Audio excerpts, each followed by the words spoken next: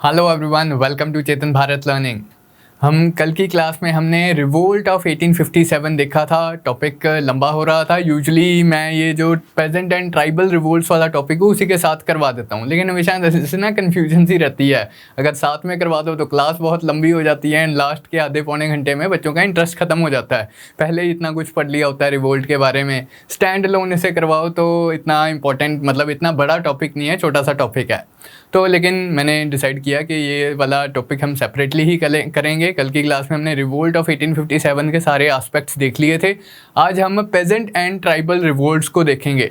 इन revolts को पहली बात तो जब हम स्टडी भी करेंगे तो दो पार्ट्स में हम स्टडी करते हैं, the tribal revolts in the period before 1857 and revolts after 1857। After 1857 में बेसिकली कुछ नेचर में या कुछ कैरेक्टरिस्टिक्स में चेंजेस आ गए थे इन रिवोल्ट्स के भी। वो चेंजेस को हम स्टडी करेंगे। वो एग्जाम पॉइंट ऑफ व्यू से हमारे इंपॉर्टेंट है कि क्या चेंजेस आए थे इन दी पोस्ट 1857 वाला पीरियड। तो स्टार्ट करते हैं। ये जो सिविल रिबेलियन है, जैसे नाम ही मैंने बोला पेजेंट एंड ट्राइबल रिवोल्ट्स, इन्हें हम कलेक्टिवली बोल सकते हैं सिविल रिबेलियंस।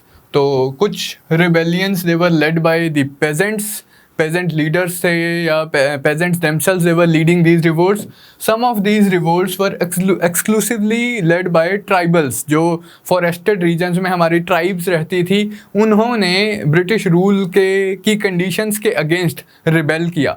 अब यहाँ पर जो मैं पहली बात तो स्टेटमेंट बोल रहा हूँ, ब्रिटिश रूल की कंडीशंस पर से एज सच उन्होंने ब्रिटिश रूल के अगेंस्ट नहीं रिवोल्ट किया। ऐसा नहीं है कि मतलब वहाँ जो लोकलाइज रीजन्स में ट्राइब्स रह रही थी या किसी एक लोकलाइज रूरल से रीजन में जो पेजेंट्स थे वो इतना अच्छे से अपनी पॉलिटिकल कंडीशंस को समझ पा रहे थे कि एक फॉरेन पावर आके उनके ऊपर रूल कर रही है एंड वो उनसे टैक्सेस वगैरह ले रही है, उनकी वजह से उनकी इम्पॉवरिशमेंट हो रही है। वो अपनी इमीडिएट कंडीशन से परेशान थे। वो इमीडिएट कंडीशंस क्या थी कि मनी लेंडर्स का होल्ड इंक्रीज हो रहा था रूरल सोसाइटी के ऊपर, ट्राइबल सोसाइटी के ऊपर। ट्राइबल सोसाइटी की पर्टिकुलरली बात करें तो आउटसाइडर्स का इन्फ्लुएंस इंक्रीज हो रहा था एक आइसोलेटेड सी ट्राइबल सोसाइटी में। तो ये जो कंडीशंस थी, इससे मिलती जुलती और भी हम काफ़ी कंडीशंस देखेंगे। ये जो कंडीशंस थी, ये कंडीशंस ब्रिटिश रूल की वजह से ही तो थी। तो ये जो रिवोल्ट्स थी ब्रिटिश रूल द्वारा इंट्रोड्यूस की गई कंडीशंस के अगेंस्ट थी। एज सच ये अपनी हम ऐसा नहीं बोल सकते कि ये डायरेक्टली ये ब्रिटिश रूल को अपोज कर रहे थे, एलियन रूल को बाहर भेजना चाहते थे एंड अपना कोई स्वराज एस्टेब्लिश करना चाहते थे, ऐसा नहीं था। तो ये एक बेसिक सी चीज़ है जो आप इन सिविल रिबेलियंस के बारे में ध्यान में रखेंगे। बाकी इनके जो चीफ कैरेक्टरिस्टिक्स है अभी हम देखेंगे। पेजेंट रिबेलियंस, सबसे पहले बात करते हैं पेजेंट रिबेलियंस, इनके क्या चीफ कैरेक्टरिस्टिक्स थे। Their history is as long as the history of British rule in India. जैसे ही ब्रिटिश ने अपना पॉलिटिकल कंट्रोल इस्टेब्लिश किया, जहाँ जहाँ ब्रिटिश ने अपना पॉलिटिकल कंट्रोल इस्टेब्लिश किया वहाँ वहाँ उन्होंने एग्रेरियन रिलेशंस भी चेंज करने की कोशिश की, एग्रेरियन सोसाइटी को अपने हिसाब से ढालने की कोशिश की ताकि ज़्यादा से ज़्यादा रेवेन्यू मैक्सिमाइज किया जा सके, अपना टैक्स इंक्रीज किया जा सके अपना। उसकी वजह से क्या हुआ, ऑपरेशन ऑफ पीजेंट्री हुआ। उसकी वजह से क्या हुआ, लोग अब परेशान होंगे तो क्या करेंगे, वो अपने ग्रीवेंसेस को रिड्रेस करने की कोशिश करेंगे। जब कोई सोल्यूशन नहीं निकलता तो लोग रिबेल कर देते हैं। तो their history is as long as the history of British rule in India. Bengal में 1864 में बैटल ऑफ बक्सर होती है, उसी पीरियड ऑनवर्ड्स ये पेजेंट ट्राइबल रिवोल्ट्स भी स्टार्ट हो जाती हैं। मैसूर में ब्रिटिश रूल, मैसूर वाले मेजॉरिटी ऑफ द रीजन में ब्रिटिश रूल इस्टेब्लिश होता है, वहाँ पर ये रिवोल्ट हो जाती है। बॉम्बे वाले रीजन में ब्रिटिश रूल इस्टेब्लिश होता है, महाराष्ट्र वाले लार्जर रीजन में वहाँ रिवोल्ट्स हो जाती हैं। जहाँ जहाँ जब जब जैसे जैसे ब्रिटिश रूल एक्सपैंड कर रहा है ये रिवोल्ट्स भी हो रही हैं in different parts of India. Often these were led by deposed rajas, nawabs or dispossessed zamindars, but sometimes by the oppressed peasantry itself. Leadership of the revolt. अब ये इसके ऐसा नहीं है कोई एक सिंगल ऐसा था कि हर बार पेजेंट्स ने खुद मोबिलाइज करके रिवोल्ट कर दिया। इसके मल्टीपल हमारे पास एग्जांपल्स एग्जिस्ट करते हैं। कुछ केसेस में डिपोज्ड राजाज या नवाब, जो लोकल रूलर होते थे किसी एक पर्टिकुलर रीजन में उनका कंट्रोल था, ब्रिटिश ने उन लोकल राजाज या नवाब्स को डिपोज कर दिया। अब वो नवाब क्या करते हैं, वो अपने लोगों की, अपने पेजेंट्स की लॉयल्टी कमांड कर रहे होते हैं। पिछले लेट्स से कि काफ़ी सालों से वो रूल कर रहे होंगे, वी कैन सेफली अज्यूम। वो राजा या वो नवाब्स लोगों के साथ कोलैबोरेट करके ब्रिटिश रूल के अगेंस्ट रिवोल्ट करते हैं कि इनकी वजह से आपके ऊपर इतना ऑपरेशन किया जा रहा है, हम लोग मिलके इनको बाहर निकालेंगे, इनका सिस्टम ख़त्म करेंगे। या फिर डिस्पोजेस्ड ज़मींदार, हमने देखा था परमानेंट सेटलमेंट की वजह से क्या हुआ था कि जो पुराने ट्रेडिशनल ज़मींदार थे उनकी ज़मींदारी की नीलामी हो गई थी, ऑक्शनिंग ऑफ हो गई थी, एंड उनकी जगह पर नए अर्बन बेस्ड लैंडलॉर्ड्स आ गए थे। Calcutta based rich money landers थे, इन्होंने ज़मींदारियां खरीद ली थी क्योंकि पुराने ज़मींदार उतना हाई रेवेन्यू दे नहीं पाए थे, तो कंपनी ने नीलाम कर दिया था। अब ये डिस्पोजेस ज़मींदार भी कंपनी के दुश्मन बन जाते हैं, एंड कुछ रिवोल्ट्स ये ज़मींदार भी लीड करते हैं। इसका एक एग्जांपल हमने देखा था जैसे अवध के केस में। अब अवध का केस क्रोनोलॉजिकली स्पीकिंग वो रिवोल्ट के बहुत पास में आ जाता है। 1856 में अवध की एनेक्सेशन हुई है, उसके बाद ज़मींदारी इसकी डिस्पोजेशन हुई थी। तो अवध के जो ज़मींदार थे जिन्हें हमने तालुकदार बोला था, वो कंपनी के अगेंस्ट रिवोल्ट करते हैं, लेकिन वो क्रोनोलॉजिकली रिवोल्ट ऑफ 1857 के बहुत पास में है। तो ये इकलौता इंसिडेंट नहीं था, और भी एरियाज में जब जहाँ ज़मींदारी इसकी डिस्पोजेशन हुई है, कुछ ज़मींदारों ने कंपनी के अगेंस्ट रिवोल्ट किया, तो वो यहाँ इस कैटेगरी में आ जाएंगे। And some instances peasantry itself, peasants themselves, they would mobilise each other and rise in revolt against the British. Nature of the revolt क्या थी? ये लोकलाइज्ड रिवोल्ट्स थी, often due to local grievances. जैसा कि revolt की discussion करते वक्त भी हमने देखा था कि concept of India as a nation in the modern sense it did not exist at that point of time. उस टाइम के जो लोग थे उनकी साइकी में ऐसा नहीं था कि हमारा एक देश है, हम लाइक कॉमन ब्रदरहुड हमने इस्टेब्लिश कर दिया, कॉमन पॉलिटिकल फ्रेटर्निटी एग्जिस्ट करती है, एंड हम सब लाइक एक ही पॉलिटिकल यूनिट, एक ही नेशन के पार्ट हैं। ऐसी फीलिंग नहीं थी। लोकलाइज्ड ग्रीवेंसेस की वजह से लोकलाइज्ड रिवोल्ट्स होती थी। सॉल्यूशन भी जो ये प्रपोज करते थे लोकल लेवल पे ही प्रपोज करते थे कि हम फिरंगियों को बाहर निकाल देंगे, या मनी लेंडर्स का, कुछ केसेस में तो सिंपली मनी लेंडर्स के होल्ड के अगेंस्ट रिवोल्ट्स होती थी कि मनी लेंडर्स का होल्ड हमारी सोसाइटी से निकाल देंगे, एंड जिस तरह हमारी ट्रेडिशनल सोसाइटी चल रही थी उसी तरह से अपनी सोसाइटी ऑपरेट करेंगे दोबारा से। But a basic underlying cause was the economic and more particularly the agrarian changes brought by the imposition of the British rule in the countryside। यही पॉइंट मैं डिस्कस कर रहा था लास्ट स्लाइड में कि इतनी सारी revolts all over India different points of time क्यों हो रही हैं। उनका बेसिक अंडरलाइन कॉज आपसे पूछा जाए कि like how is one revolt related to the other revolt. In general ये जो रिवोल्ट्स थी they were because of the changes brought in the agrarian structure. British rule की इम्पोजिशन की वजह से जो एग्रेरियन स्ट्रक्चर में चेंजेस आए हैं कि कौन रेवेन्यू कलेक्ट करेगा, कितना रेवेन्यू कलेक्ट करेगा, रेवेन्यू कलेक्शन सिस्टम की वजह से जो डेट का साइकिल स्टार्ट हो गया है, मनी लेंडर्स का होल्ड इंक्रीज कर गया, ये सारी चेंजेस इंट्रोड्यूस की थी ब्रिटिश ने।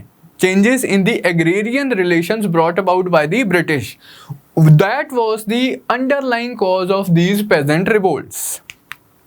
नेक्स्ट अब हम कुछ एग्जाम्पल्स देख लेते हैं, some of the important peasant rebellions before 1857।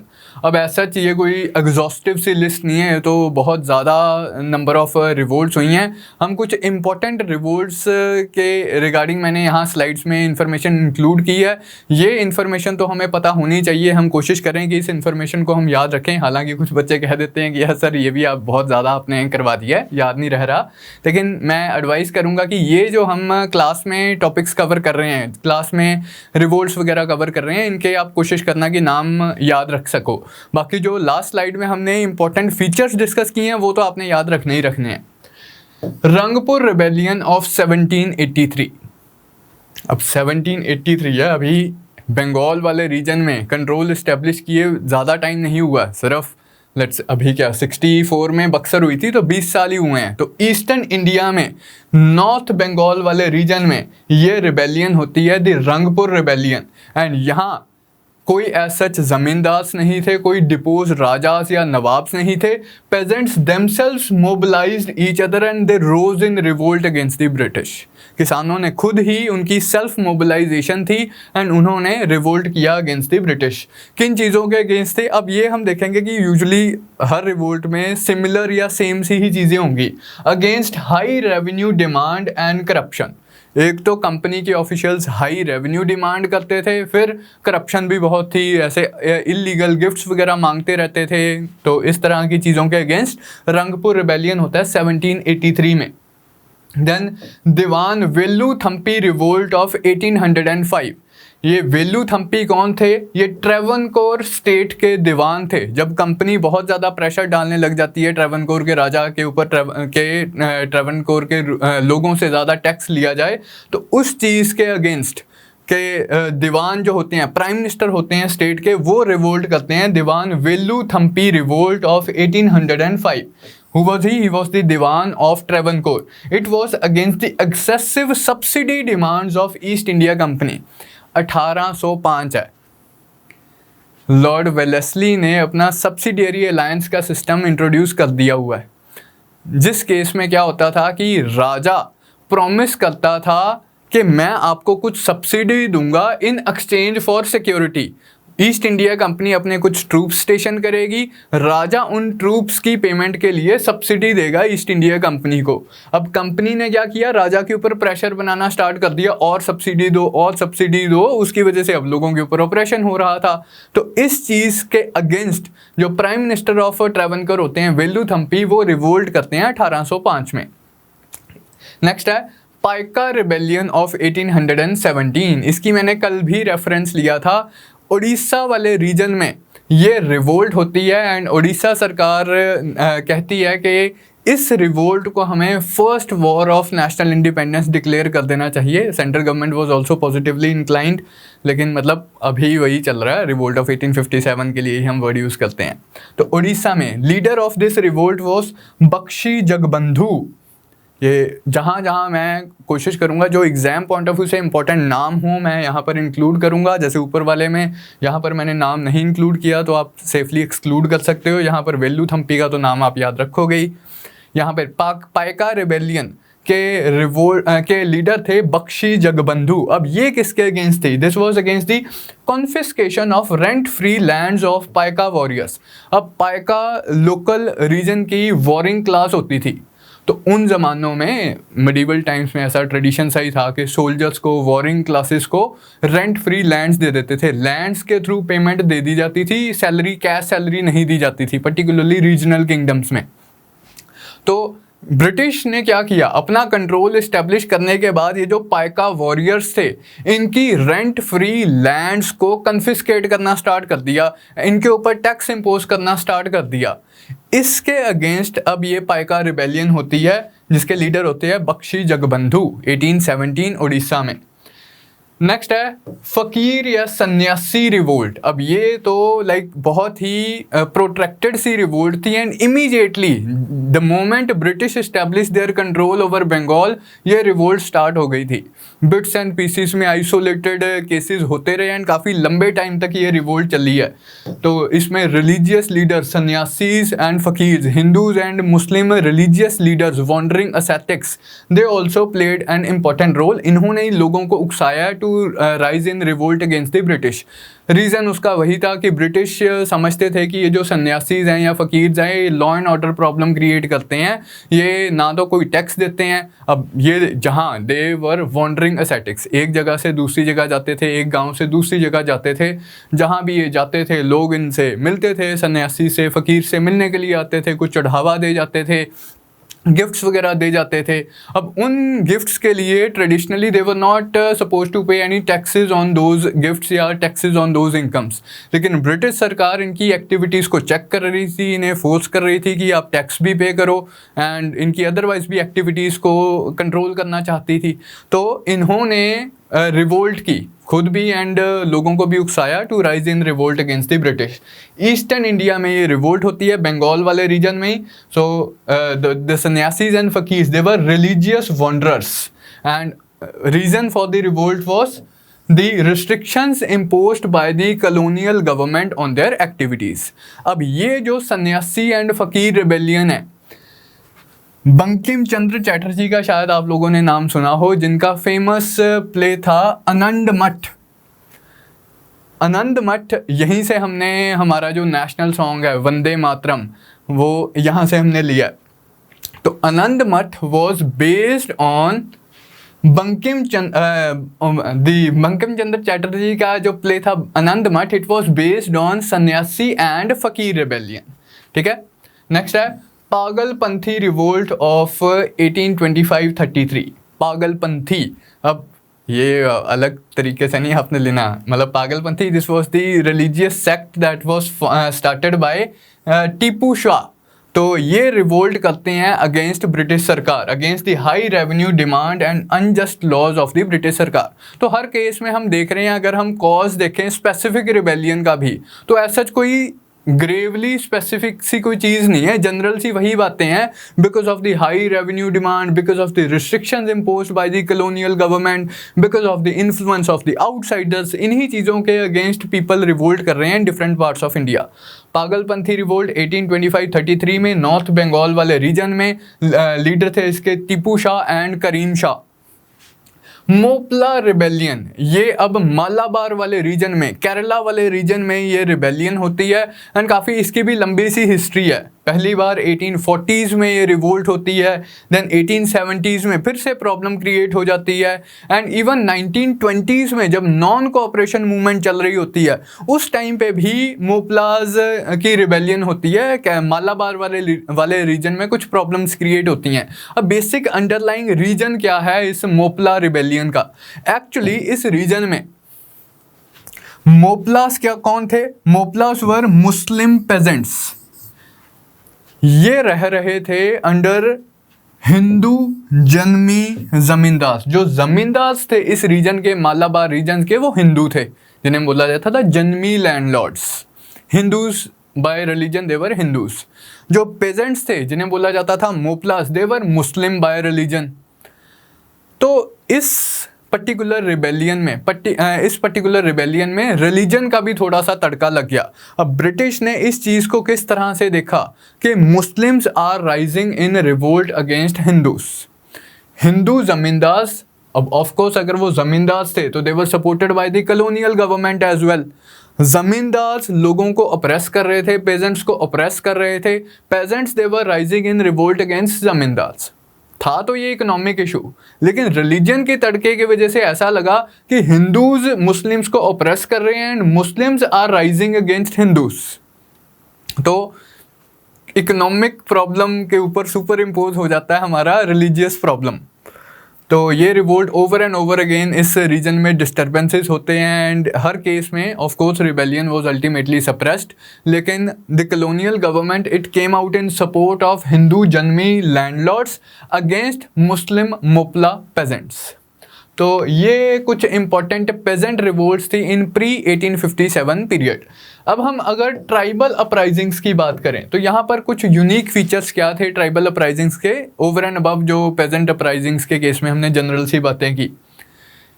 इसका यहाँ पर हम एक मेन रीज़न देखते हैं कि intrusion by the colonial government. Colonial government establish होने से पहले ट्राइबल्स अपनी एक आइसोलेटेड सी लाइफ जीते थे। फॉरेस्टेड रीजन्स में वो रहते थे, फॉरेस्ट प्रोड्यूस को वो इस्तेमाल करते थे एंड उससे उनकी एक आइसोलेटेड सी एक सेल्फ सफिशिएंट सी लाइफ चल रही थी। लेकिन अब कॉलोनियल गवर्नमेंट आके इस चीज़ में किस तरह से चेंजेस इंट्रोड्यूस करती है। पहले तो वो एग्रीकल्चर एक्सपैंड करने के चक्कर में ज़मींदारी डिस्ट्रीब्यूट कर देती है कॉलोनियल फॉरेस्टेड रीजन्स की भी।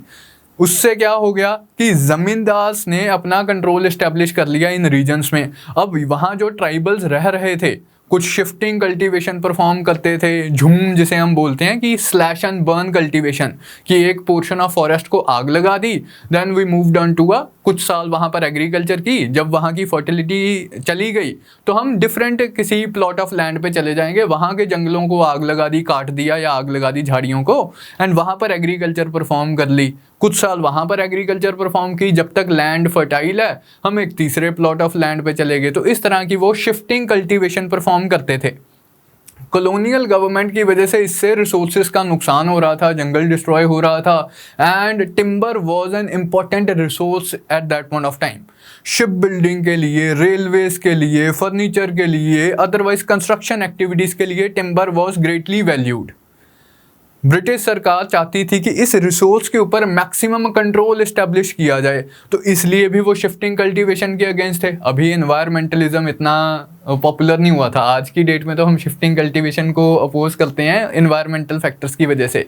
उन ज़मानों में तो timber was basically a resource, and British सरकार इस रिसोर्स के ऊपर अपना एब्सोल्यूट कंट्रोल बना के रखना चाहती थी, इसलिए वो शिफ्टिंग कल्टीवेशन को अपोज कर रहे थे। फिर उन्होंने वास्ट स्वेथ्स ऑफ फॉरेस्ट लैंड को काफ़ी बड़े पोर्शंस ऑफ फॉरेस्ट लैंड को प्रोटेक्टेड फॉरेस्ट, रिजर्व फॉरेस्ट घोषित कर दिया कि कोई भी किसी को भी परमिशन नहीं है इन फॉरेस्ट के अंदर जाके फॉरेस्ट प्रोड्यूस को कलेक्ट करने की या फॉरेस्ट के अदर रिसोर्सेज इंक्लूडिंग टिम्बर को एक्सप्लॉयट करने की। अब ट्राइबल्स सदियों सदियों से उस फॉरेस्ट में हो सकता है रह रहे हों एंड वहाँ का फॉरेस्ट प्रोड्यूस भी कंज्यूम कर रहे हों, वहाँ के टिम्बर रिसोर्सेज का भी इस्तेमाल कर रहे हों। ब्रिटिश सरकार ने क्या किया, अपनी ship building industry, railway building industry, construction industry को प्रमोट करने के लिए उन रीजन से, उन फॉरेस्टेड लैंड से ट्राइबल्स को एक्सक्लूड कर दिया। अभी आपको परमिशन नहीं है। ऑफ कोर्स अब ट्राइबल्स को लगा ये तो हमारी ट्रेडिशनल वे ऑफ लाइफ में ही इंटरवीन किया जा रहा है। ज़मींदार उनसे रेंट कलेक्ट कर रहे हैं, high revenue demand of company है, तो ये सारी चीज़ों की वजह से जो isolation of the tribal life थी वो चली गई थी। प्लस अब अगर हाई रेवेन्यू डिमांड है या ज़मींदारी सिस्टम वाले केस में हाई रेंट देना पड़ेगा ट्राइबल्स को, तो उसकी वजह से क्या हुआ, मनी लेंडर्स का होल्ड इंक्रीज हो जाता है ट्राइबल सोसाइटी के ऊपर। साइकिल ऑफ डेट में फंस जाते हैं ट्राइबल्स, जिससे वो कभी निकल ही नहीं पाते। एंड इनफैक्ट शाहूकार आता था, उनकी लैंड्स को कन्फिस्केट कर लेता था, which was again absurd for those people कि यार ये कौन होते हैं आउटसाइडर्स आके हमारी लैंड कन्फिस्केट करने वाले। मोस्ट ऑफ द केसेस में तो उन्हें कॉलोनियल सरकार के बारे में पता भी नहीं होता था। उनको तो ये था कि ये ज़मींदार आके हमसे बहुत हाई रेंट लेता है, ये शाहूकार आके हमें अपने पैसों के डेट से में फंसा लेता है, हम इसका कभी डेट दे ही नहीं पाते, ये हमारे ऊपर ऑपरेशन भी करता है। किस तरह का सिस्टम है ये, आउटसाइडर्स हमारे अफेयर्स में इंटरवीन क्यों करते हैं। तो काफ़ी सारे केसेस में हम देखते हैं कि ट्राइबल्स की जो रिवोल्ट होती है, जो उनकी साइकी होती है, वो आउटसाइडर्स को बाहर भगाना चाहते हैं। जैसे बहुत फेमस ट्राइबल रिवोल्ट है, one of the tribal revolts है संथल रिबेलियन। अब उसमें it was against the influence of dikus. Dikus कौन से, ये आउटसाइडर्स के लिए वर्ड यूज़ किया जाता था संथली भाषा में, लोकल भाषा में। दिक्कूज, सूद्स, ये जो वर्ड यूज़ किया जाता था आउटसाइडर्स के लिए किया जाता था। तो ये revolts basically against the influence of outsiders होती थी। तो colonial rule, it had intruded the tribal areas and interfered with the traditional tribal way of life, and it had ended their relative isolation, जिसमें वो कितने सदियों से जी रहे थे। क्यों आइसोलेशन खत्म हुई? Because of the ज़मींदारी system and imposition of land revenue. जबकि जो पुरानी सरकारें थी इंक्लूडिंग मुगल सरकार, इनके वो इंटरवीन ही नहीं करती थी इन एरियाज़ को, वो एक्सक्लूड कर देते थे। सिर्फ जहाँ पर ऑलरेडी एग्रीकल्चर प्रैक्टिस की जा रही थी तो एग्रेरियन एरियाज़ में वो रेवेन्यू कलेक्ट करते थे, ट्राइबल वे ऑफ लाइफ में वो कभी इंटरवीन नहीं करते थे।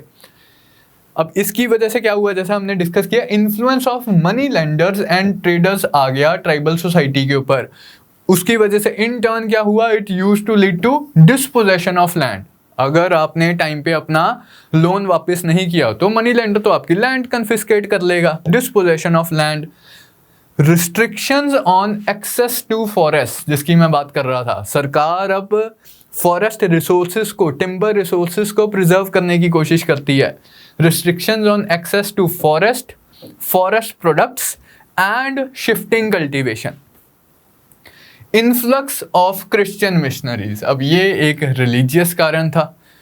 ट्रेडिशनल आइसोलेटेड से उनकी लाइफ थी, जिसमें उनके अपने कुछ लोकल रिलीजियस प्रैक्टिसेस वगैरह थी। क्रिश्चियन मिशनरीज अब जाके क्रिश्चियनिटी को प्रीच करती हैं, उनकी लोकल रिलीजियस प्रैक्टिसेस को अपोज करते हैं, क्रिटिसाइज करते हैं। ब्रिटिश सरकार क्रिश्चियन मिशनरीज को सपोर्ट कर रही है, तो ये एक रिलीजियस कॉज था इन ट्राइबल रिवोल्ट्स का। So basically these revolts they were against the outside influences and outsiders. जैसे मैंने आपको बताया लोकल वहाँ की ट्राइबल लैंग्वेजेस में वर्ड यूज़ किया जाता था अगेंस्ट दिक्कूज, या हम दिक्कूज को बाहर निकालना चाहते हैं, अगेंस्ट सूद्स, सूद को बाहर निकालना चाहते हैं हम, इस तरह से। अब कुछ एग्जांपल्स देख लेते हैं ट्राइबल अपराइजिंग्स की भी। भील रिबेलियन या भील अपराइजिंग 1819 में, ये खानदेश वाले रीजन में, खानदेश कौन सा रीजन है, महाराष्ट्र और एमपी के बॉर्डर से वाला जो रीजन है, दैट्स द खानदेश रीजन। 1819 में ये रिवोल्ट होता है। इसी तरह से कोल रिबेलियन ऑफ 1831-32, छोटा नागपुर रीजन में ये रिवोल्ट होता है। छोटा नागपुर कौन सा रीजन है, जो छत्तीसगढ़ झारखंड वाला जो रीजन है, that's the Chota Nagpur region. Mineral rich belt of India. अब कोल माइनिंग वगैरह यहाँ पर उन ज़मानों में भी आयरन और माइनिंग, कोल माइनिंग को ब्रिटिश सरकार प्रमोट कर रही होती है अपने रिसोर्सेस को मैक्सिमाइज करने के चक्कर में, तो उसकी वजह से ट्राइबल्स को थोड़ा सा जो रिसोर्स रिच रीजन है वहाँ से एक्सक्लूड करने की कोशिश की जा रही होती है। तो ये रिवोल्ट है कोल रिबेलियन 1831-32 में, छोटा नागपुर रीजन ईस्टर्न इंडिया में। Santhal rebellion, one of the most famous tribal uprisings of pre 1857 period, 1855-56 में ये रिबेलियन होती है। ईस्टर्न इंडिया वाला region, present day Jharkhand and West Bengal. इसके लीडर्स थे सिद्धू एंड कान्हू। अब यहाँ पर आपने लीडर्स का नाम याद रखना है, सिद्धू एंड कान्हू, सिद्धू भी लिखा जाता है, ओ के साथ भी लिखा जाता है, सिद्धू एंड कान्हू, ये थे संथल रिबेलियन के लीडर्स। अब इनवेरिएबली इसके फीचर्स तो हमने जो जनरल से याद किए हैं, बस वही याद रखने हैं हमने, हर केस में सिमिलर से ही रीजंस हैं। तो संथल्स रिवोल्ट करते हैं, ये बेस्ट डॉक्यूमेंटेड रिबेलियन है। ब्रिटिश ने अटमोस्ट सेवेरिटी के साथ सारी ही रिबेलियंस को सप्रेस किया है। ऑर्डर इस्टेब्लिश करने के नाम पर कई बार विलेजेस को कंपनी जला देती थी। Like the villages they were burnt to establish order in so many cases. तो बहुत अटमोस्ट सेवेरिटी के साथ ये रिबेलियंस को सप्रेस कर दिया गया, ऑल दी रिबेलियंस, चाहे वो पेजेंट रिबेलियंस हो चाहे वो ट्राइबल रिबेलियंस हो। अब थोड़ी सी डिस्कशन करनी हमारी बनती है regarding the nature of these civil rebellions.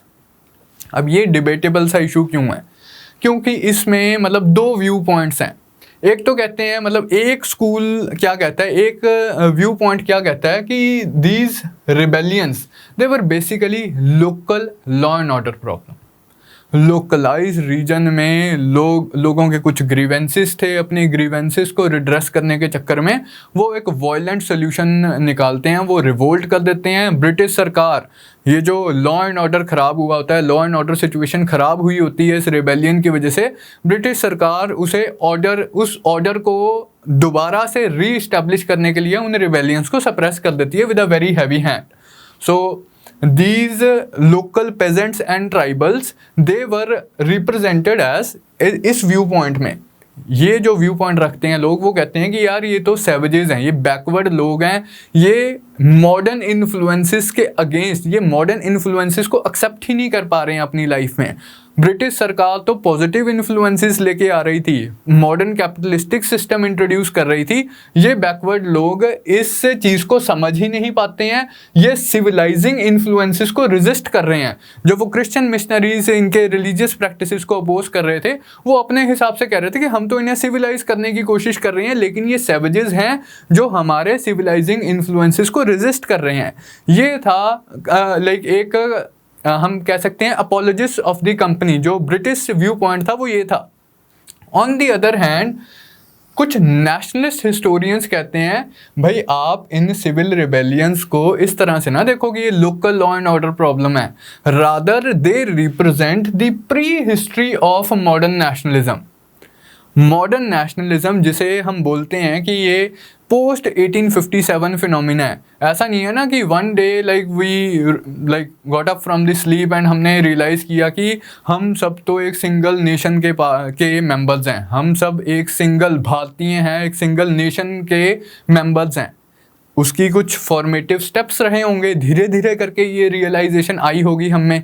तो स्टार्ट तो हम लोकल एरिया से ही करेंगे।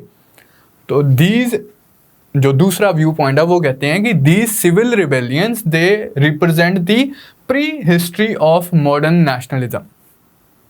दोनों ही व्यू पॉइंट्स को थोड़ा सा मतलब हमने मिडल पाथ सा फॉलो करना है। ऐसा भी नहीं है कि ये नेशनल, हमने तो रिवोल्ट ऑफ 1857 को भी नेशनलिस्ट रिवोल्ट नहीं माना था, क्योंकि हमने जैसे डिस्कस किया था कि उस टाइम पे India as a modern nation exist नहीं करता था, तो एज सच नेशनल रिवोल्ट बोलना would be a overstatement. तो अगर रिवोल्ट ऑफ 1857 को नेशनल रिवोल्ट नहीं बोला जा सकता, तो क्या इन लोकलाइज्ड सिविल रिबेलियंस को नेशनल रिवोल्ट बोला जा सकता है? डेफिनेटली नहीं बोला जा सकता। डेफिनेटली ही ये जो रिवोल्ट्स थी ये लोकल इश्यूज़ के ऊपर बेस्ड ये रिवोल्ट्स थी, लोकल इनके कॉजेज थे, लोकलाइज्ड इनका एक्सटेंट था कि कहाँ तक रिवोल्ट फैलेगी। It was dependent on the vision of इलाका, कि हमारा इलाका कहाँ तक फैल रहा है। अगर मेरा इलाका मैं समझता हूँ कि लेट्स से कि I am a Santhal leader, तो मेरी रिवोल्ट मेरे को कहाँ तक फैलानी है, लाइक कहाँ तक आई शुड प्रीच के लोगों को कि ये people should rise in revolt. जहाँ तक मेरी संथल लैंड्स हैं, जहाँ तक संथल ट्राइबल्स फैले हुए हैं, तो what would be my vision of my इलाका, माई रीजन, उस रीजन में मेरी रिवोल्ट लोकलाइज्ड लेवल पर एक्टिव रहेगी। तो लोकलाइज्ड इश्यूज होंगे, लोकलाइज्ड एक्सटेंट होगी इन रिवोल्ट्स की। जो लीडर्स थे, usually leaders as well as participants, they were backward looking. उनका कोई ऐसा पॉजिटिव एजेंडा नहीं था कि रिवोल्ट अगर सक्सेसफुल हो जाती है तो उसके बाद हम क्या एक alternative modern progressive system establish करेंगे। वो पुराने वाला सिस्टम रिस्टोर करना चाहते थे, इसीलिए इन रिबेलियंस को बोला जाता है कि most of these rebellions were restorative rebellions. पुराने वाला सिस्टम रिस्टोर करना चाहती थी, नया प्रोग्रेसिव मॉडल कोई इंट्रोड्यूस नहीं करना चाहते थे, पुराने वाला सिस्टम रिस्टोर करना चाहते थे। Nevertheless, हम कंक्लूजन में ये बोल सकते हैं, but these revolts they represented the political consciousness of the peasantry and tribals. Of course, they represented the political consciousness of peasantry and tribals. चलो जी, मान लिया कोई nation as a like modern concept exist नहीं करता था उस point of time पे, लेकिन पेजेंट्स एंड ट्राइबल्स जिस सिस्टम में ऑपरेट कर रहे थे उस सिस्टम को थोड़ा सा पॉलिटिकल लेवल पर समझने की कोशिश कर रहे थे। यही जो समझने की कोशिश है, यही धीरे धीरे एक्सपैंड करनी है हमने। They represented the political consciousness of the peasantry, कि ब्रिटिश सरकार या एक नया सिस्टम इस्टेब्लिश होने की वजह से हमारी जो सिचुएशन है वो बहुत ख़राब हो गई है। हमारे ऊपर एक्सेसिव टैक्स डिमांड्स इम्पोज की जा रही हैं, हमारे ऊपर एक्सेसिव रेंट मांगा जा रहा है हमसे, हमारी लैंड्स हमसे छीनी जा रही हैं। जिन फॉरेस्ट प्रोड्यूस को हम सेंचुरी से ट्रेडिशन से एक्सेस कर रहे थे, उस फॉरेस्ट प्रोड्यूस को हमें एक्सेस नहीं करने दिया जा रहा है। जिस तरह से हम एग्रीकल्चर पहले परफॉर्म किया करते थे, हमें वैसे परफॉर्म नहीं करने दिया जा रहा है। तो ये political consciousness of peasantry and tribals को रिप्रेजेंट करती हैं। धीरे धीरे करके इसी पॉलिटिकल कॉन्शियसनेस को हमने एक्सपैंड करना था। एंड इवेंचुअली जब मॉडर्न नेशनलिज्म स्टार्ट भी होगा, मॉडर्न नेशनलिज्म का राइज भी हो जाएगा इंडिया में, तो नेशनलिस्ट लीडर्स का क्या काम होगा? नेशनलिस्ट लीडर्स का काम होगा ज़्यादा से ज़्यादा पॉपुलेशन को अपने साथ अपने इस नेशन बिल्डिंग के प्रोजेक्ट में इन्वॉल्व करना। तो वो नेशनलिस्ट लीडर्स क्लेम करेंगे, मतलब पेजेंट्स को अपने साथ इंक्लूड करने की कोशिश करेंगे। वो क्लेम करेंगे कि हम पेजेंट्स के इंटरेस्ट को भी रिप्रेजेंट कर रहे हैं, हम ट्राइबल्स के इंटरेस्ट को भी रिप्रेजेंट कर रहे हैं। आइडिया वुड बी कि ये जो पेजेंट्स एंड ट्राइबल्स हैं, इन्हें भी हम नेशन बिल्डिंग के प्रोजेक्ट में अपने साथ इन्वॉल्व करें। ये इवेंचुअली जब नेशनलिस्ट मूवमेंट स्टार्ट होगी तो उस टाइम पे देखा जाएगा। सिविल रिबेलियंस आफ्टर 1857, तो उसका हल्का सा दृष्टांत, बाकी थोड़ी बहुत तो जो डिटेल में मूवमेंट्स जब जब आएंगी हम उनके बारे में, इंपॉर्टेंट मूवमेंट्स के बारे में डिस्कशन करेंगे। जैसे मोपला रिबेलियन हो गई, चंपारण सत्याग्रह महात्मा गांधी का, उसके बारे में डिस्कशन करेंगे। बारडोली सत्याग्रह सरदार पटेल जिसमें प्रोमिनेंस में आते हैं, उसके बारे में डिस्कशन करेंगे। 40s में रिवोल्ट्स वगैरह होती हैं। बाकी जब जब जैसे जैसे जो होगा उसके बारे में हम डिस्कशन करेंगे। अभी एक लेकिन जनरल सी हम थोड़ी सी डिस्कशन करेंगे। Civil rebellions, important features of these rebellions that took place after 1857. For example, just 2 years after the revolt of 1857, अभी रिवोल्ट ऑफ 1857 अच्छे से सप्रेस भी नहीं हुई थी, बंगाल में एक बहुत भयंकर रिबेलियन होती है जिसे हम जानते हैं indigo revolt of 1859-60। Indigo peasant, हमने इंडिगो कल्टीवेशन के बारे में स्टडी किया था कि कितना ऑप्रेसिव सिस्टम था इंडिगो कल्टीवेशन का। 2 तरह के सिस्टम्स हमने देखे थे, the nij system of cultivation and the ryoti system of cultivation. Nij form of cultivation में क्या होता था, यूरोपियन प्लांटर खुद ज़मीन खरीदता था या किराए पे लेता था एंड कल्टीवेशन परफॉर्म करवाता था हायर्ड लेबर्स के थ्रू। रेवती सिस्टम में क्या होगा कि रैयत के साथ कॉन्ट्रैक्ट कर लिया जाएगा, उन्हें मजबूर किया जाएगा अपनी बेस्ट पोर्शन ऑफ लैंड के ऊपर इंडिगो ग्रो करो, हमसे लोन ले लो, हमसे सीड्स ले लो, लेकिन इंडिगो ग्रो करो, फिर अपना इंडिगो हमें ही बेच दो, जिस प्राइस पे हम बोलेंगे उस प्राइस पे बेचो, सस्ते से सस्ता बेचो ताकि हमें फ़ायदा हो तुम्हें नुकसान हो। ऑप्रेस किया जा रहा था हमारे पेजेंट्स को under the systems that were prevalent for indigo cultivation. Bengal में 1859-60 में जो इंडिगो पेजेंट्स होते हैं वो रिवोल्ट में खड़े होते हैं अगेंस्ट द ब्रिटिश सरकार। ना लोकलाइज्ड रिवोल्ट थी, पेजेंट्स द्वारा लेड की गई रिवोल्ट थी, एज सच कोई लार्जर इशू नहीं था, कोई लार्जर नेशनल लीडर्स वगैरह नहीं थे, पेजेंट्स ने खुद ही अपने आप को मोबिलाइज किया and they rose in revolt. लेकिन इंटरेस्टिंग बात क्या थी, नेशनलिस्ट लीडर्स उस टाइम पे धीरे धीरे करके नेशनलिज्म का राइज हो रहा था, मॉडर्न न्यूज़पेपर्स वगैरह इस्टेब्लिश हो रहे थे जो कि नेशनल इश्यूज़ के ऊपर अपने आर्टिकल्स वगैरह लिख रहे थे। उन्होंने इंडिगो रिबेलियन को कुछ हद तक सपोर्ट किया। इंडिगो पेजेंट्स के जो ग्रीवेंसेस थे उन्हें लिटरेचर में लिखा गया, उन्हें आम लोगों तक समझाने की, पहुंचाने की कोशिश की गई। जैसे एक बहुत फेमस प्ले है नील दर्पण, दीन बंधु मित्र ये प्ले लिखते हैं नील दर्पण। इस प्ले में इंडिगो पेजेंट्स की जो प्लाइट होती है, जो इंडिगो पेजेंट्स की दुर्दशा होती है, उसे हाईलाइट करने की कोशिश की गई है। अमृता बाजार पत्रिका, इस तरह के अखबार थे, द हिंदू पेट्रोइट, जो मॉडर्न अर्बन बेस्ड न्यूज़पेपर्स थे, उन्होंने भी इंडिगो पेजेंट्स की कंडीशंस को लोगों के सामने पेश किया एंड उन्हें सपोर्ट किया। तो इस तरह से आप देख रहे हैं कि न्यू फीचर्स क्या इंट्रोड्यूस हो जाते हैं आफ्टर 1857। रिवोल्ट्स अभी भी लोकलाइज्ड मुद्दे पे हो रही हैं, लेकिन ज़्यादा सपोर्ट है। जो नेशनलिस्ट प्रेस है या मॉडर्न अर्बन बेस्ड इंटेलिजेंसी है वो भी कुछ हद तक इन्वॉल्व हो रहा है इन रिवोल्ट्स में, not in the form of leadership for now, अभी नहीं है। अभी जैसे जैसे नेशनलिज्म ग्रो करेगा वैसे वैसे लीडरशिप भी इन्वॉल्व होनी स्टार्ट होगी। जैसे महात्मा गांधी पार्टिसिपेट करते हैं चंपारण सत्याग्रह में, सरदार पटेल ऑर्गेनाइज करवाते हैं बारडोली वाला सत्याग्रह, बट ये लेटर ऑन होगा। जैसे जैसे नेशनलिज्म स्ट्रांग होगा नेशनलिस्ट लीडर्स पार्टिसिपेट भी करेंगे, लीडरशिप भी अज्यूम करेंगे। लेकिन अभी फॉर नाउ क्या एक ट्रेंड सा स्टार्ट हुआ कि लार्जर जो मिडिल क्लासेस हैं वो भी अपने आप को कुछ हद तक एसोसिएट करना स्टार्ट करती हैं इन पेजेंट रिवोल्ट्स के साथ। और एग्जांपल्स क्या हैं हमारे पास, पाबना रिवोल्ट, ये again one of the peasant revolts थी बंगाल वाले रीजन में, जो प्रेजेंट डे बांग्लादेश वाला रीजन हो गया, बंगाल वाले रीजन में 1873 में। फिर महाराष्ट्र, प्रेजेंट डे महाराष्ट्र वाला रीजन, बॉम्बे प्रेसिडेंसी में होते हैं डक्कन राइट्स ऑफ 1875। मैंने लास्ट क्लास में भी आया गया, शायद रेफरेंस लिया था। They were against the ills of ryotwari settlement. Ryotwari settlement की वजह से जो मनी लेंडर्स का होल्ड इंक्रीज हो गया था, peasants they were constantly in debt, cycle of debt में फंसे हुए थे, उनकी लैंड्स उनसे ली जा रही थी प्राइम। ये अंडरलाइंग कॉज था डेक्कन रॉयट्स का। एक स्पेसिफिक कॉज क्या था डेक्कन रॉयट्स का, अब इसके लिए थोड़ा सा हमें वर्ल्ड हिस्ट्री की डेवलपमेंट्स को समझना, उसका ओवरव्यू सा होना चाहिए। वर्ल्ड हिस्ट्री हम अलग से करते हैं। 1860s में क्या होता है, 1861 से 65 अमेरिका में, यूएसए में सिविल वॉर होती है।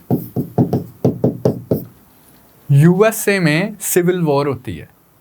यूएसए ब्रिटेन को कॉटन सप्लाई करता है, अदरवाइज शुरू से ही कर रहा था। यूएस का जो सदर्न रीजन था, साउथ यूएसए था, वहाँ कॉटन ग्रो की जाती थी एंड ये कॉटन एक्सपोर्ट की जाती थी ब्रिटेन को। ब्रिटेन में टेक्सटाइल इंडस्ट्री थी, उन्हें रॉ कॉटन चाहिए थी, यूएसए वो रॉ कॉटन सप्लाई करता था, इंडिया भी वो रॉ कॉटन सप्लाई करता था। ब्रिटिश इंडस्ट्रीज उस रॉ कॉटन को टेक्सटाइल्स में बदल देती थी एंड अपनी टी शर्ट्स बेचती थी। 1860s में लेकिन यूएसए में सिविल वॉर होगी, गृह युद्ध हो गया, गृह युद्ध ही होता है शायद हिंदी में, राइट, सिविल वॉर हो गई। उसकी वजह से क्या हो गया कि जो यूएसए ब्रिटेन को कॉटन सप्लाई करता था, अब वो कॉटन नहीं सप्लाई कर सकता क्योंकि यूएसए में तो लड़ाई हो रही है, उनकी डोमेस्टिक कंडीशंस ही अच्छी नहीं है, तो कॉटन कहाँ से सप्लाई करेगा। दुनिया में कॉटन की कमी होगी। ब्रिटिश इंडस्ट्रीज को कॉटन चाहिए थी लेकिन अमेरिका ने तो कॉटन देने से मना कर दिया क्योंकि वो दे ही नहीं सकते हैं। तो इंडिया से ज़्यादा कॉटन जानी स्टार्ट हो गई।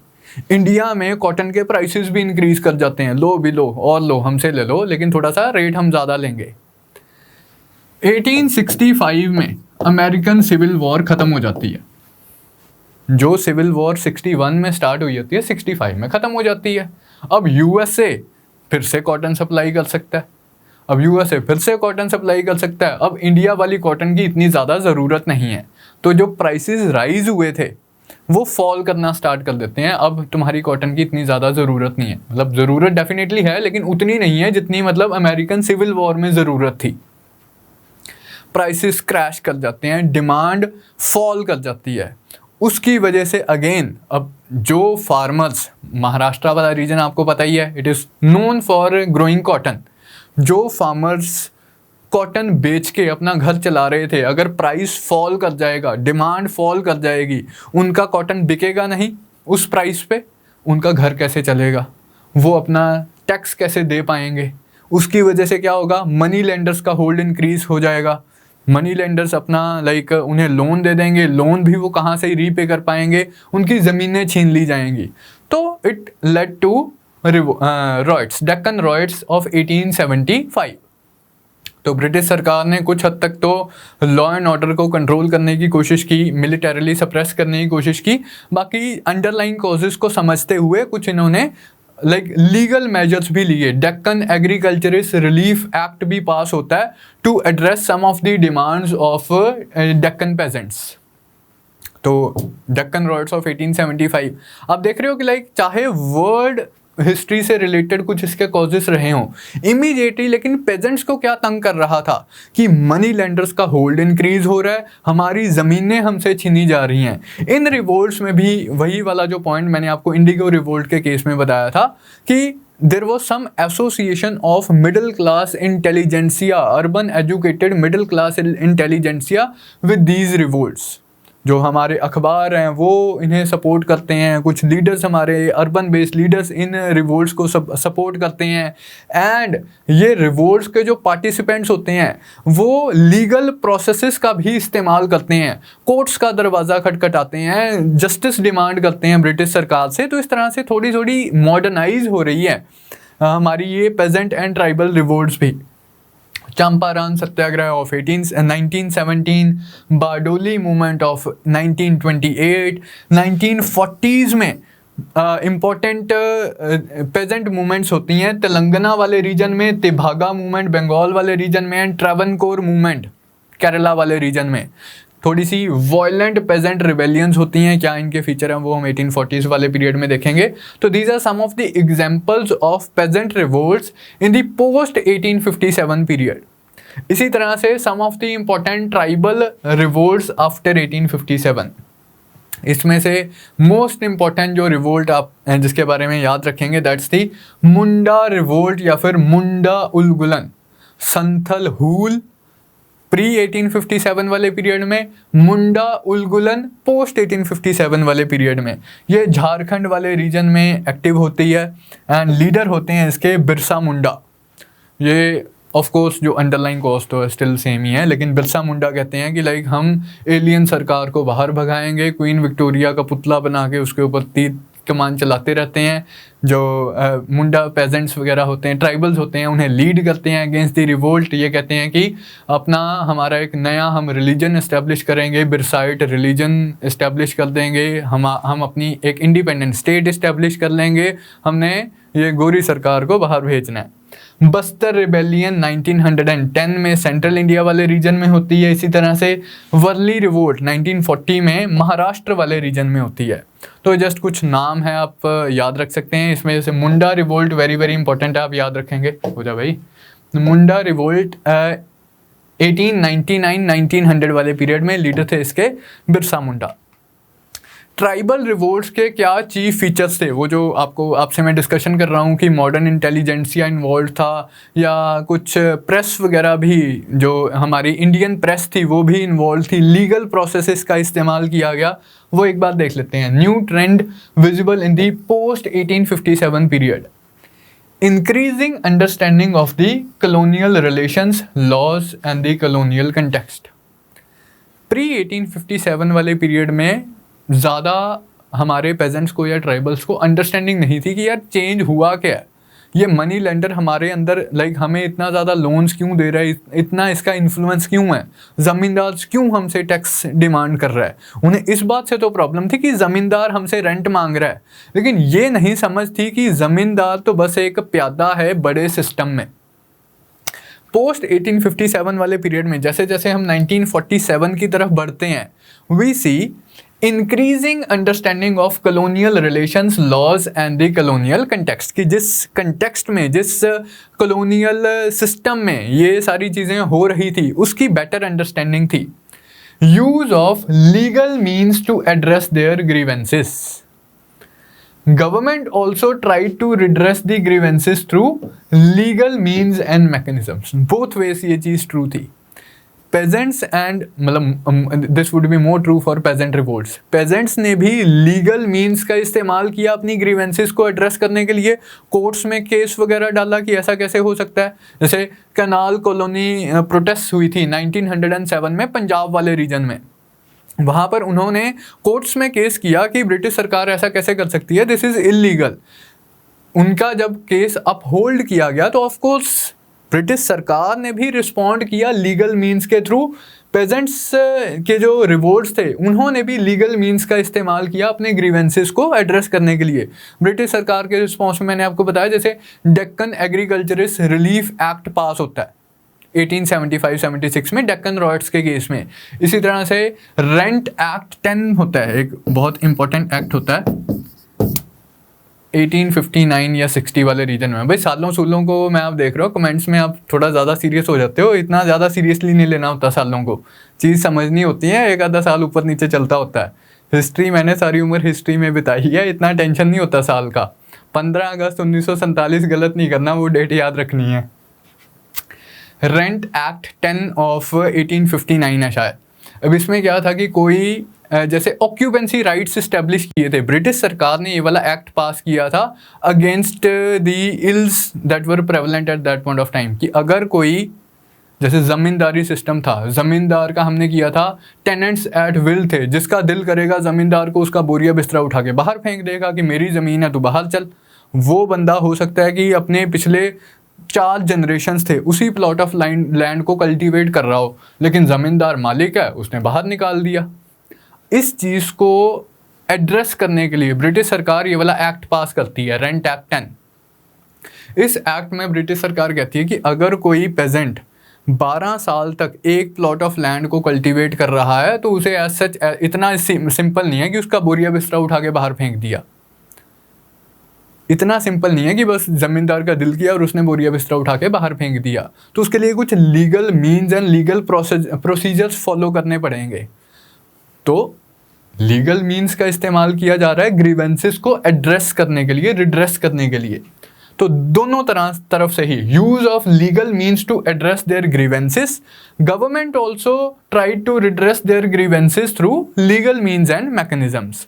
फिर increasing association of mainstream nationalist movement with these movements. जो मेन स्ट्रीम नेशनलिस्ट मूवमेंट है, जैसे जैसे टाइम इंक्रीज करता है, जैसे जैसे हम 1947 की तरफ बढ़ते हैं, हम देख रहे हैं कि मेन स्ट्रीम नेशनलिस्ट मूवमेंट बहुत ज़्यादा इन्वॉल्व हो रही है इन लोकल रिवोल्ट्स में। इवन टू द एक्सटेंट, जैसे हम देखा, मैंने आपको एग्जांपल दिया कि main stream nationalist leaders participate करते हैं, ऑर्गेनाइज करते हैं पेजेंट रिवोल्ट्स, उनकी लीडरशिप कमांड करते हैं in the form of moral support, and even active involvement and leadership. Eventually, to a very large extent, these movements got subsumed within the broad-based nationalist movement. Eventually धीरे धीरे करके क्या हुआ कि ये जो लोकलाइज्ड रिवोल्ट्स थी ये ब्रॉडर नेशनल मूवमेंट का ही पार्ट बन गई. अब जैसे जब हम नॉन कॉपरेशन मूवमेंट करेंगे 1920s की, तो जब इंडिया लेवल पे नॉन कॉपरेशन मूवमेंट चल रही है तो कुछ लोकल पेजेंट रिवोल्ट्स भी हो रही हैं in the name of non cooperation. तो लार्जर नेशनल मूवमेंट का पार्ट ही बन जाती हैं ये peasant revolts and tribal revolts. तो ये some of the important features आप ध्यान में रखेंगे ऑफ पोस्ट 1857 पीरियड. लेकिन जो इम्पॉर्टेंट एग्जांपल्स हमारे एग्जाम पॉइंट ऑफ व्यू से इंपॉर्टेंट होंगी और जैसे जैसे पीरियड आएगा हम उसमें डिस्कस करते रहेंगे. So that was all as far as this topic of peasant and tribal revolts were concern. Last class में हमने रिवोल्ट ऑफ 1857 के बारे में डिटेल में देखा था. तो आज हमारा ये जो विद्रोह वाला सारा टॉपिक है वो कंप्लीट होता है.